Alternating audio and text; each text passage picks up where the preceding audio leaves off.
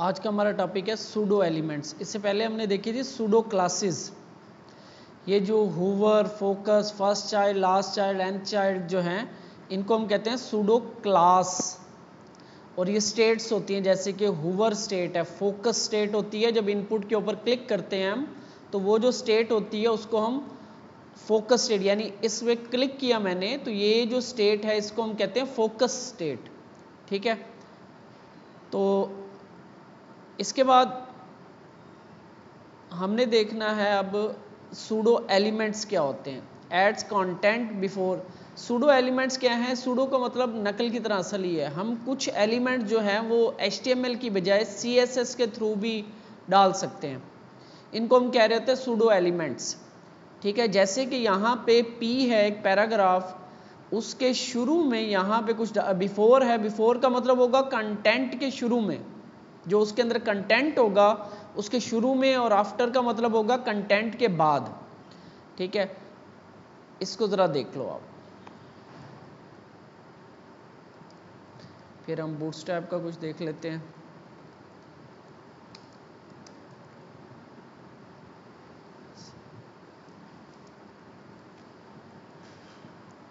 यहाँ पे मैं एक पैराग्राफ बना रहा हूँ। ठीक है, लॉरम इप्सम, इसमें कुछ लिख दिया हमने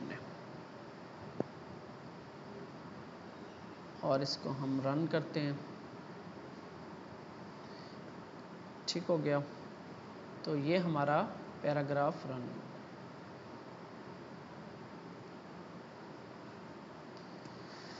यहाँ पे हम स्टाइल करते हैं, स्टाइल और स्टैरिक।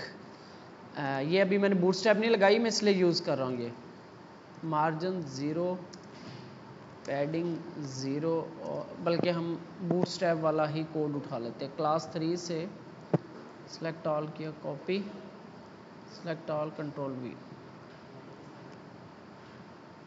क्या हो गया? चल रही है। ठीक है, यहाँ पे मैं एक P टैग बनाता हूँ और इसमें कुछ पैराग्राफ डाटा कुछ लिख देता हूँ। ठीक हो गया, और ये हमारी CSS है, या तो हम लिंक करवा सकते हैं, मैं लिंक नहीं करवा रहा। ये हमारी बूटस्ट्रैप है और ये हमारी अपनी CSS है। इसमें P टैग, यहाँ पे आपके जो नोट्स हैं इसमें आप देखोगे P टैग के बिफोर जो है ना ये कोड लगा हुआ है।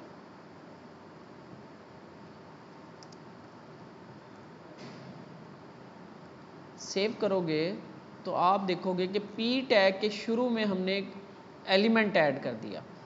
बेसिकली ये जो एलिमेंट है ये आपको HTML में नज़र नहीं आएगा कहीं पे भी। अगर आप इसको देखोगे पैराग्राफ पे, आपको ये एलिमेंट जो है नज़र नहीं आएगा कहीं पे भी। लेकिन यहाँ पे एक सूडो एलिमेंट ऐड हो गया, बिफोर। बिफोर का मतलब होता है जो जिस एलिमेंट पे हमने लगाया है उसके कंटेंट से पहले, और आफ्टर का मतलब होता है उसके कंटेंट के बाद। यानी यहाँ पे मैं ऐसे कर सकता हूँ P, और इसको लगाने के लिए P डबल कॉलन, तब आपके पास सूडो एलिमेंट्स इनेबल होते हैं। ज़्यादातर यहाँ पे बिफोर और आफ्टर ही यूज़ होता है, तो मैं यहाँ पे आफ्टर लगाता हूँ। ठीक है, और इसकी जो मेन प्रॉपर्टी होती है वो होती है कंटेंट। इसके बगैर ये नहीं चलता, कंटेंट आपने लाजमी देना होता है। ठीक है, तो यहाँ पे आप इसका, जैसे कि ये स्टार है, और दूसरा कोई भी आप एलिमेंट जो है ना यहाँ पे लगा सकते हो, जैसे कि ये एलिमेंट है इस तरह से। सॉरी, ज़रूरी तो कुछ भी नहीं है, जब ज़रूरत पड़ती है तब लगाते हैं। तो ये आपको बता रहे हैं कि ये भी कुछ होता है, कि ये भी एक चीज़ है CSS के अंदर, आफ्टर और बिफोर। हाँ, कंटेंट के अंदर आप कुछ भी लिख सकते हो। यहाँ पे ABC लिख दूँ मैं तो आपका ABC आ गया। ठीक है, ये तो आपको स्टार या कोई चीज़ ऐसे लगा के दिखाई जाती है। इस तरीके से आप कोई भी कंटेंट इसके अंदर लिख सकते हो। ठीक है, इस तरह से। तो ये आपको जो बताने का मकसद है कि ये भी एलिमेंट्स होते हैं जिनका आपका यूज़ हो रहा है काफ़ी जगह पे। जैसे अगर आप वो देखोगे ना अपना जो हम आइकन्स यूज़ कर रहे हैं, उसमें भी आफ्टर बिफोर का यूज़ होता है। ठीक है, तो ये आपको पता होना चाहिए आफ्टर बिफोर क्या चीज़ है। इसके अलावा इसका एक और यूज़ केस बनाते हैं, तो मैं इसको फ़िलहाल के लिए इस पैराग्राफ को कमेंट कर रहा हूँ। यहाँ पे मैं कुछ यहाँ पे एक डिव लगाता हूँ क्लास BG के नाम से, और इसके अंदर एक IMG SRC इमेज रखता हूँ, ठीक है। और इमेज जो है वो यहाँ से मैं कॉपी करके लेके आता हूँ, ठीक है, हो गया। और यहाँ पे कुछ मैं अक्सर आपने देखा होगा कुछ जैसे हमारी साइट में भी शायद था कहीं पे कि इमेजेस होती हैं, इमेजेस डार्क होती हैं और उसके ऊपर टेक्स्ट लिखा होता है कुछ, ठीक है ना, वो चीज़ बनाना चाह रहा हूँ मैं इधर। इस इमेज के ऊपर ये जो इमेज मैंने लगाई है इसके कुछ यहाँ पे या कहीं पे कुछ टेक्स्ट लिखते हैं, ड्रॉप शेडो नहीं और चीज़। तो यहाँ पे मैं H3 कर देता हूँ, this is amazing image, save करता हूँ। तो यहाँ पे आपके पास इमेज क्योंकि बहुत बड़ी है, मैं इसकी साइज़ हाइट विड्थ इसकी सेट करता हूँ। तो ये मैं आफ्टर बिफोर इसका ख़त्म कर रहा हूँ, ये वाला। अब इसको टारगेट करते हैं। BG यहाँ विड्थ लगा रहा हूँ मैं 500 पिक्सल, ये क्या हो गया DTL, विड्थ 600 पिक्सल, हाइट इसकी 400 पिक्सल, ठीक है। और जो इमेज है इस BG के अंदर जो IMG है उसकी विड्थ 100%। ये वैसे मैं CSS में भी लिख सकता हूँ, लेकिन मैं ज़रा आपका फोकस जो है ना बूटस्ट्रैप से हटा के यहाँ पे लेके आना चाह रहा हूँ। तो ये इमेज है, ठीक है। और इस इमेज के हमारे पास यहाँ पे कुछ CSS से ही सारा हमने इसको कंट्रोल करते हैं। विड्थ और ऑब्जेक्ट फिट इसका लगा देते हैं, ऑब्जेक्ट फिट कवर, ठीक है। और बस मैं ज़रा इमेज जो है ना ये थोड़ी सी इसका कलर जो है ये H3 जो है, H3 का जो कलर है ये मैं कर देता हूँ वाइट, ठीक हो गया, वाइट। और इसकी जो पोजीशन है वो मैं कर देता हूँ एब्सोल्यूट, ठीक हो गया। और ये जो BG है इसकी पोजीशन मैं कर देता हूँ रिलेटिव, इसको मैं इसके ऊपर लेके आना चाह रहा हूँ, ठीक हो गया। और लेफ्ट से मैं करता हूँ 40 पिक्सल और टॉप से 50 पिक्सल लगा के देखते हैं किस जगह पे आती है। ये यहाँ पे आ रही है, इसको थोड़ा सा हम टॉप से मज़ीद जो है 80 पिक्सल कर देते हैं, ये इस जगह पे आ जाएगी। कुछ इस जगह पे 80 नहीं, ज़्यादा 100 कर देता हूँ, 100, कुछ यहाँ पे 120 यहाँ पे आ रही है, ठीक है। और ये आपका जो है इसको border 1px solid red colour, ये जो BG की एक डिव है, ठीक है, ये यहाँ तक जा रही है। इसकी क्योंकि हाइट लगी हुई है तो विड्थ इसकी 100% है, इस इमेज की हाइट भी हमें 100, ये अगर गौर करो तो ये इमेज जो है ना ये बाहर जा रही है, ये देखो, ठीक है ना। तो क्योंकि विड्थ तो इसकी सही आ रही है इमेज के, लेकिन हाइट बड़ी है, तो मैं इसकी हाइट भी 100% कर देता हूँ, ठीक है। ये अब इसके अंदर फिट हो गई इमेज, तो ये हमारी इमेज आ गई। इसको अब बॉर्डर 2 कर दें, तो ये हमारी। अब इसके ऊपर मुझे ड्रॉप शेडो लगाना है, जैसे हम ड्रॉप शेडो नहीं कहते, ओवरले कह देते हैं या बैक ड्रॉप कह देते हैं, इस तरह की कोई चीज़ लगानी है। और लगाने की तरह मैंने बैक इस कंटेनर यानी कि यहाँ पे कुछ लगानी है, ठीक है, इस डिव के ऊपर। इसके अंदर इमेज है और इनको नहीं छेड़ना, तो मैं क्या करूँगा, अब यहाँ पे .bg कॉलन बिफोर या आफ्टर लगाऊंगा, ठीक है। इसके अंदर कंटेंट जो है ना वो लाजमी देना होता है, बेशक खाली दे दो आप। और मैं इसकी विड्थ लगाता हूँ 300 पिक्सल दिखाने के लिए आपको, हाइट लगाता हूँ इसके 300 पिक्सल, और बॉर्डर लगाता हूँ 1px सॉलिड रेड कलर का, ठीक है। तो ये कुछ यहाँ पे पड़ी हुई है, ये यहाँ पे आपको नज़र आ रही है, ये यहाँ पे अगर थोड़ी सी अगर देखो तो इसको अभी ऊपर लेके आते हैं, इसकी पोजीशन करते हैं हम एब्सोल्यूट, ठीक है। और Z इंडेक्स इसका करता हूँ मैं 1। ये आपकी कंटेंट लग चुका है इस जगह पे, ठीक है।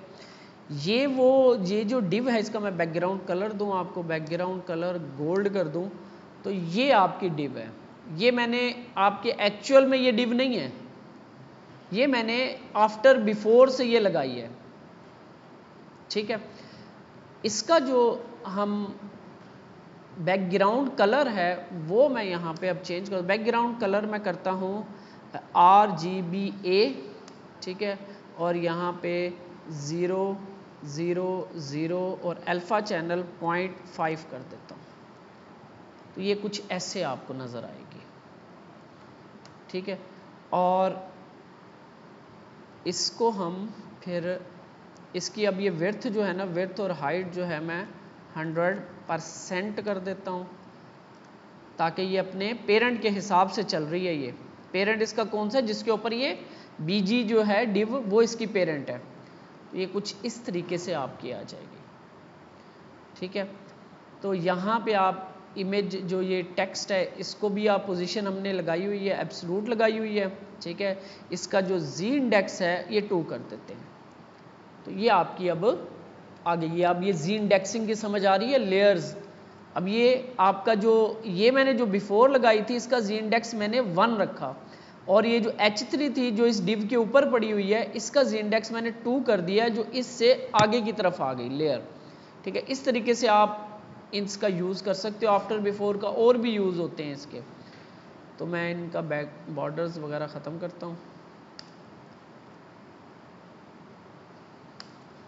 इस तरह से आप इसको यूज़ कर सकते हो। इधर मैं अगर आप 3 कर दूँ तो मज़ीद ज़रा हाईलाइट आपका हो गया। अगर आप इसको ख़त्म करते हो तो आप देखोगे आपकी इमेज कुछ ऐसे नज़र आ रही है, ठीक है। इन चीज़ों का आप यूज़ कर सकते हो इस तरह के काम करने के लिए, या और भी कोई काम हो सकते हैं। जैसे हमने यहाँ पे आइकन लगाया छोटा सा आफ्टर बिफोर का, और आपकी जो ये वेबसाइट है इसके अंदर भी आप यूज़ कर सकते हो।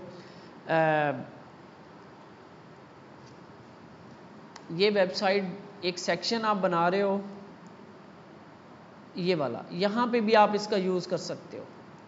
आप पैराग्राफ लगाओ, उसको पैडिंग लेफ़्ट दे दो, और ये आइकन जो है ना मे बी ये यूज़, ये देखो ये बिफोर के थ्रू यूज़ हो रहा है। यहाँ पे लगा हुआ था वो आइकन वाली क्लास है, लेकिन आप यहाँ पे मैनुअल भी काम कर सकते हो, आफ्टर बिफोर वाला काम भी यहाँ पे कर सकते हो। ये आई लगा हुआ यहाँ पे, तो आप अपना भी आइकन लगा सकते हो। इसी तरह LI के ऊपर आप आफ्टर बिफोर लगाओ, और इसके ऊपर ये आइकन यहाँ से कॉपी करके या कहीं और से आपको मिल जाएगा टेक्स्ट की फॉर्म में, तो उसको आप कॉपी करके जाके यहाँ पे पेस्ट कर सकते हो। ऐसे ये कंटेंट होगा इसका, लेकिन क्योंकि ये CSS है इसके बगैर ये नज़र नहीं आएगा आपको, ठीक है। आफ्टर बिफोर का काम ये होता है। अच्छा, इस साइट के अंदर आपका कोई चीज़, कोई मसला, कोई ये यहाँ पे था,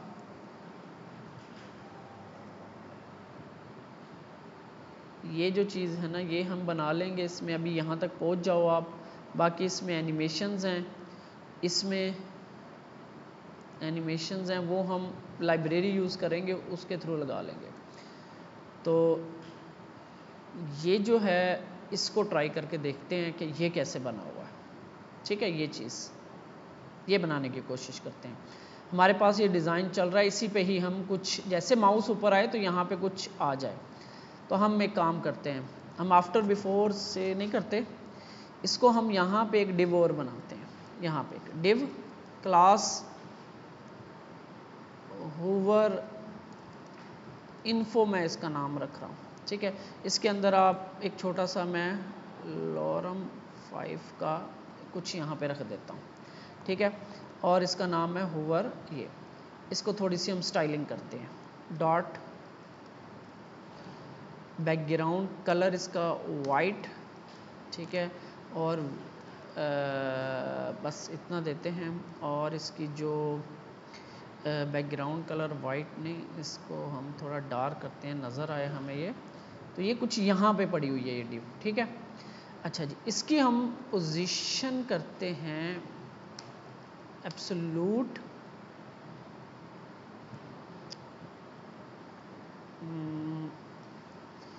इसकी पोजीशन एब्सोल्यूट करने की भी आई थिंक ज़रूरत नहीं होगी हमें। चलें, बॉटम 0, तो कुछ यहाँ पे आ गई। और इसकी जो विड्थ है 100% करने की कोशिश करता हूँ मैं, ठीक है, बल्कि विड्थ इसकी हम करते हैं 70% कुछ ऐसे। और लेफ़्ट से इसे एक दफ़ा के लिए मैं ये कितनी थी हमारी 500, तो मैं 100 पिक्सल यहाँ से अंदर की तरफ करता हूँ इसे यहाँ पे। अब इसका बैकग्राउंड कलर मैं वाइट करता हूँ और इसको मैं ज़रा पैडिंग देता हूँ, पैडिंग 15 पिक्सल ऐसे कुछ, और बैकग्राउंड इसका वाइट, क्योंकि वो उसके ऊपर आ रही है तो जी इंडेक्सिंग इसकी मैं 4 कर देता हूँ, बढ़ा के ज़रा आगे की तरफ ले आता हूँ ऐसे। और बॉटम से मैं 5 पिक्सल इसे करता हूँ ऐसे यहाँ पे। अब जो है मैं इसकी जो ओपेसिटी है वो 0 कर देता हूँ, ठीक हो गया। और अब हम क्या करेंगे, ये जो बीजी है, ठीक है, इस बीजी के ऊपर कोई हूवर करता है तो इसका चाइल्ड हूवर इन्फो की ओपेसिटी जो है वो 1 हो जानी चाहिए, देख रहे हो यहाँ तक। और इसका जो है ना मैं कर्सर जो है पॉइंटर कर देता हूँ। मैं कह रहा हूँ कि जब भी ये बैकग्राउंड वाली ये जो सारी डिव है इसके ऊपर कोई बंदा माउस लेकर आएगा तो इसकी जो चिल्ड्रन डिव है हूवर इन्फो, जिसको मैंने ये स्टाइलिंग वगैरह लगा के यहाँ पे ले आया, उसकी ओपेसिटी 0 से 1 हो जाए। ये बात समझ आ रही है? यहाँ पे मैं ट्रांजिशन दे देता हूँ, ओपेसिटी बल्कि ऑल कर देते हैं, और 0.5s और ईज आउट। तो समझ आ रही है? अब हम इसकी ट्रांसलेट करके देखते हैं, ट्रांसफॉर्म, ट्रांसलेट वाई एक्सिस मैं 100 पिक्सल करता हूँ, वैसे ही देखते हैं हम। तो ये नीचे की तरफ जा रहा है, नेगेटिव हमने देना है, और यहाँ से हम दे देते हैं 20 ऐसे। समझ आ रही है? वो इफेक्ट आपका बन गया। तो 20 है, इसको कम करके हम 10 कर दें, ज़रा स्लो हो जाएगा। ये हमारा जो यहाँ पे ये इफेक्ट चल रहा है, देख रहे हो, ये वाला इफेक्ट हमने बनाया। इसको हम थोड़ा सा जो इसकी है ना ये ईज इन करते हैं इसको, और टाइमर जो है इसका हम ज़रा थोड़ा सा बढ़ा देते हैं 7, और 10 आई थिंक बहुत है, ठीक है। ये ईज इन भी नहीं, सिंपल ईज इसको रखते हैं। अब सही नज़र आ रहा है। ये यहाँ पे जो बॉटम से अब इसका 0 करते हैं, अब यहाँ से उठ के आएगी ये, और -10 है इसका जो इनिशियल है। अगर मैं इसकी ओपेसिटी ख़त्म कर दूं, ऐसे कर दूं, तो ये यहाँ पड़ी हुई है, यहाँ से ये इतनी ऊपर जा रही है, ठीक है, यहाँ से इतनी ऊपर जा रही है। तो ये अब आपके ऊपर है कि आप इसको कैसे सेट करते हो।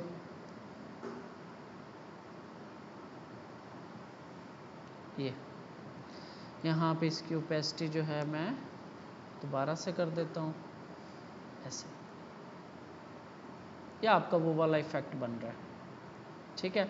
क्या किया हमने, ये जो मेन डिव है इसके अंदर एक डिव बनाई, ठीक हो गया, उसको हमने हाइट विड्थ पोजीशन वगैरह दे के यहाँ पे सेट कर लिया, ठीक है। उसकी बैकग्राउंड कलर दे दिया, पोजीशन एब्सोल्यूट कर दी, बॉटम पे लगा दी, और विड्थ उसकी सेट कर दी, 70% दे दी, पेरेंट का 70%, लेफ्ट से 100 पिक्सल करके उसको, मतलब जिस तरह भी आप सेंटर में कर लो, उसको पैडिंग दे दी, उसको जी इंडेक्सिंग बढ़ा दी ताकि वो जो पीछे चल रहे थे उससे ऊपर आ जाएंगे। इसके बाद इसकी ओपेसिटी जो है ना, इनिशियल ओपेसिटी 0 कर दी, और इसके ऊपर ट्रांजिशन लगा दी कि सारे ट्रांजिशन ऑल जो है ना ये मूव करे ऑल। इसके बाद हमने कहा कि ये जो इसका पेरेंट है ये अहम चीज़ है यहाँ पे, इसके जो पेरेंट पे कोई बंदा माउस लेकर आएगा तो इसका जो चिल्ड्रन है उसके ऊपर ये इफेक्ट आ जाए, और ये हमेशा पेरेंट टू चाइल्ड चलेगा। अगर ये कहीं बाहर पड़ी होती तो ये असर ना करती। पेरेंट के ऊपर माउस आएगा तो उसके चिल्ड्रन के ऊपर आप कंट्रोल कर सकते हो। ठीक हो गया ये चीज़। इसी तरह आप और भी, जैसे ये थी एनिमेशन, अभी हम और देखेंगे आगे चल के। तो इस तरीके से आप ये जो हमने सीखी हुई है ट्रांजिशन ट्रांसफॉर्म, उनका यूज़ आप इस तरीके से कर सकते हो। आफ्टर बिफोर का यहाँ पे देखो यूज़ किया मैंने, और ये ट्रांजिशन ट्रांसफॉर्म का मैंने यूज़ किया। इसी तरह ये एनिमेशन तकरीबन ऐसी ही बनी हुई है, ठीक है। और ये यही चीज़ है। अब इसकी विड्थ कम करके ज़रा इसको तो सिंपल पोजीशनिंग की हुई है, एनिमेशन है ही नहीं इसमें, तो उसको एनिमेशन लगाई हुई है बस, वो हमने बना ली। ये सिंपल पोजीशनिंग है। पोजीशनिंग ये जैसे मैंने रखी हुई है ऐसे ही रख के बॉटम से नेगेटिव करके उसको नीचे ले आएंगे बस। हाँ, जैसे भी आप वो पॉइंट सेट कर सकते हो बस। अब ये इसमें इस साइट में और कुछ भी नहीं है। मंडे वाले दिन मुझे ये साइट चाहिए बनी हुई, मंडे वाले दिन ये साइट कंप्लीट होनी चाहिए।